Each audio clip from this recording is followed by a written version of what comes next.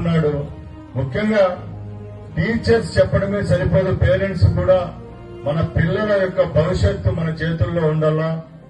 వాళ్ళు ఎదిగి ప్రయోజకులు కావాలంటే వాళ్ళకు కూడా ఒక అనుసంధానకర్తగా పేరెంట్స్ అలాగే టీచర్స్ వ్యవహరించే విధానాన్ని ఒకసారి గుర్తించుకోవాలి. దానిలో భాగంగానే ఇక్కడున్న తల్లిదండ్రులందరినీ ఒకటే కోరుకుంటున్నాం, మనం ఎంత సంపాదించినా బుద్ధిహీనుడైన బిడ్డలకు 100 కోట్ల డబ్బు ఇచ్చినా కూడా వాడేం పనికొచ్చే విధంగా ఉండరు. కాబట్టి తప్పకుండా ఏదో గవర్నమెంట్ ఈ సౌకర్యాలన్నీ కల్పిస్తా ఉంది, మన పిల్లవాడు స్కూల్కి పోతాడు, పొద్దున్న పోయి సాయంత్రం ఇంటికి వస్తాడని అనుకోకుండా తప్పకుండా మీరు సంవత్సరంలో ఒక 5-6 సార్లన్నా వాళ్ళు చదివే విద్యా సంస్థలకు రావాలి.